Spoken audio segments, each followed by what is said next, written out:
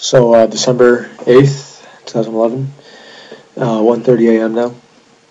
Quick update on the price action we're looking at.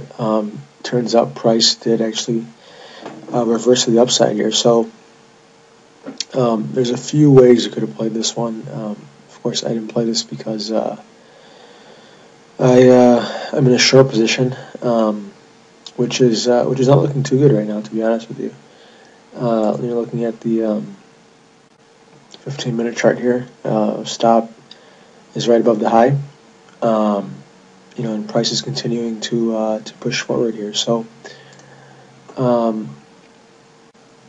as it looks right now, I'm expecting to get stopped out in this. Now, the only thing that, assuming price is able to breach this level, the next level of interest would be this falling trend line through here. Between the high here and this trend line, potentially looking at another 7 or 8 pips to the upside, and that could potentially stop price and roll it over, or we continue on through. But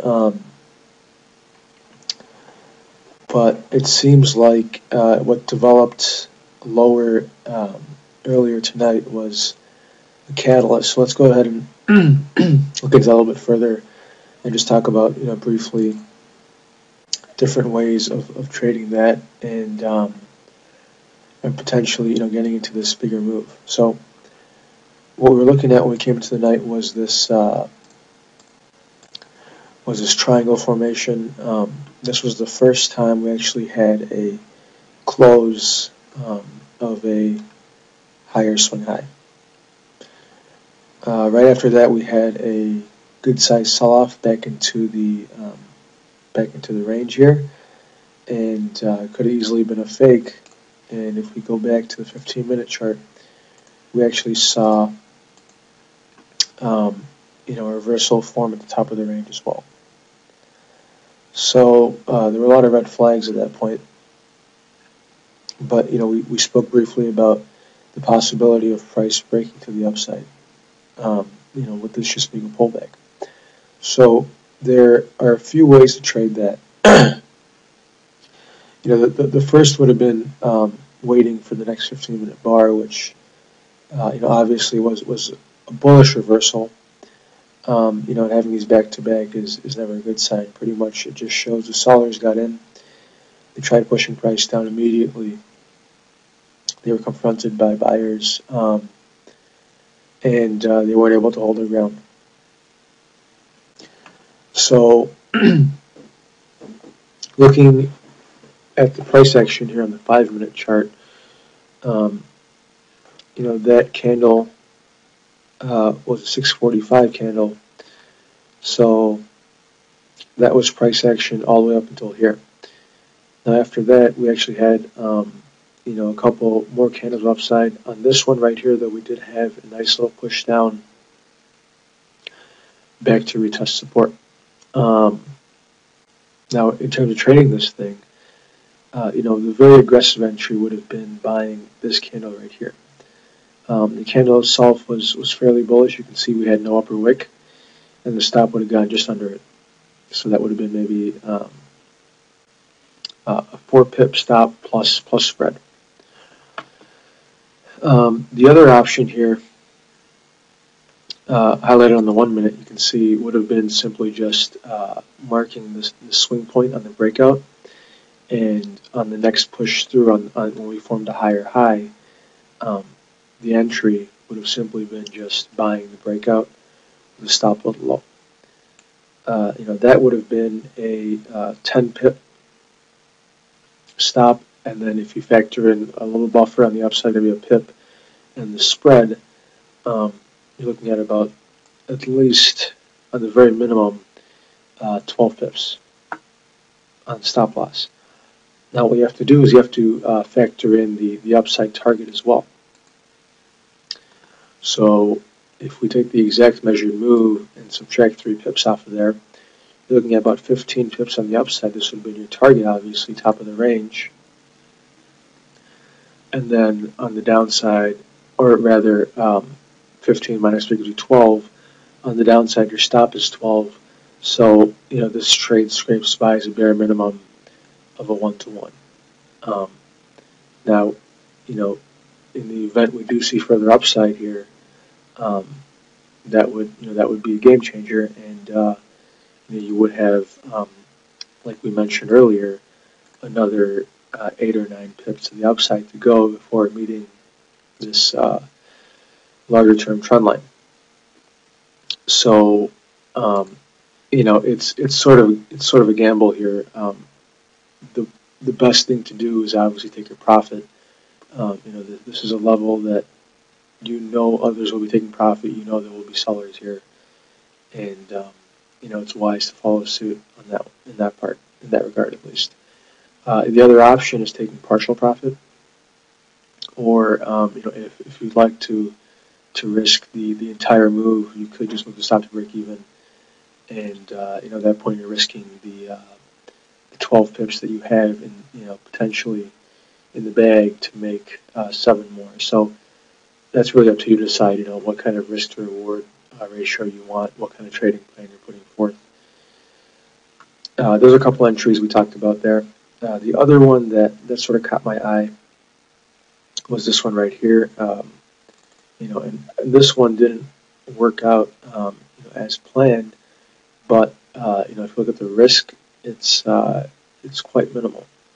So we have this breakup, price pushes back down, and by the time you see this entry forming, the 15-minute candle has already formed this reversal bar. Right, so you have that on your side as well. And pretty much what you're looking at is as price comes up through here to retest this swing point right here, instead of reversing, what we get is the first candle is a push down, a push back up. We have an attempt to push higher, and we have a inverted doji, or inverted hammer, and then right here in the next one we have a hammer candle. So the entry I was looking at would have been on the close of this bar right here, with a stop just below the low, giving you 1.4 pip stop plus spread. So you're looking at perhaps on the order of 4 pips. So this trade actually went in your favor very briefly, pulled back, and depending on how tight you kept your stop on this, you may have been stopped out, right? Because we broke this low by about 1 pip, only to continue higher. So this type of entry comes from watching price action over and over again. You see things repeat, and with patience, you can usually time your entries pretty well. But they don't always work out because you're taking such a tight risk. Sometimes a little shakeout will get you. So anyways, we talked about 3 entries. One would be just a conservative one above the high. The more aggressive one down at the bottom, and then finally every entry that was just this price action right here.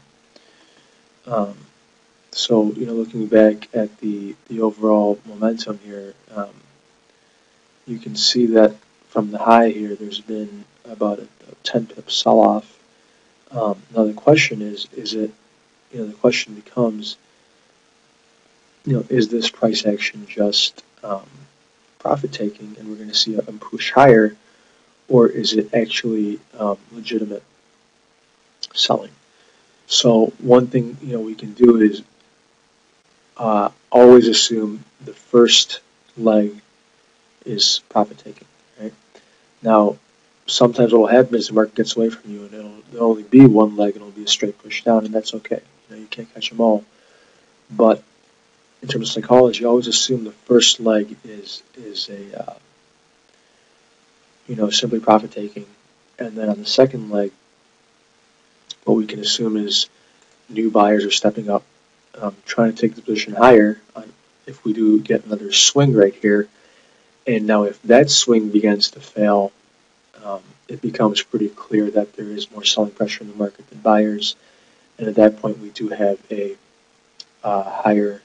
lower swing high looking for a lower swing low, and by definition that would be a trend reversal,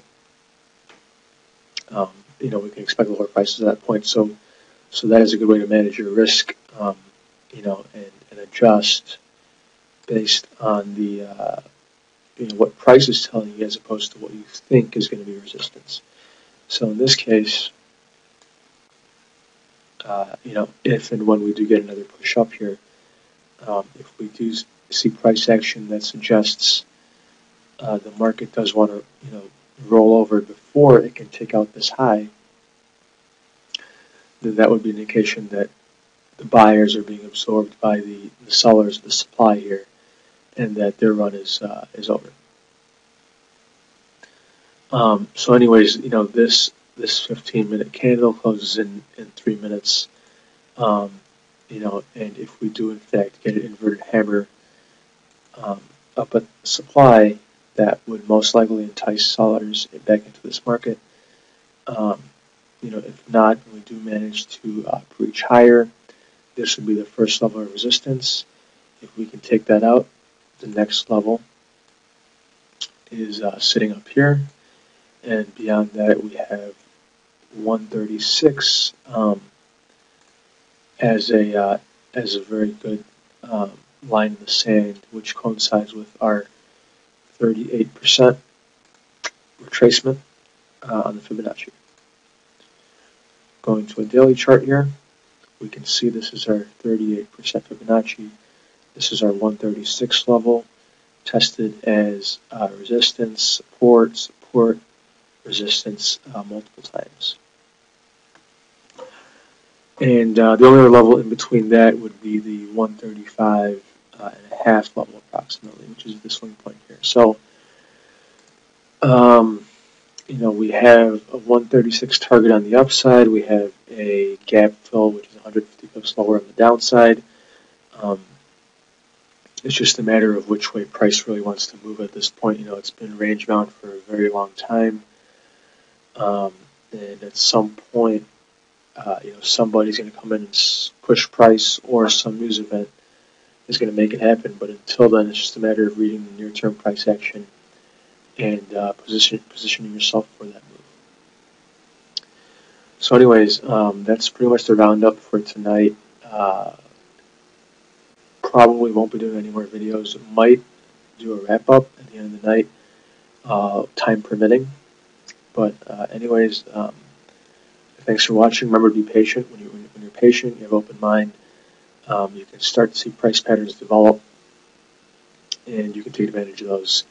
Because the market repeats those over and over again. It's a matter of psychology and being able to understand where buyers are and where sellers are, and where people get stuck. And when people get stuck, the market often, will extrapolate on that and make it very painful. So, just educate yourself and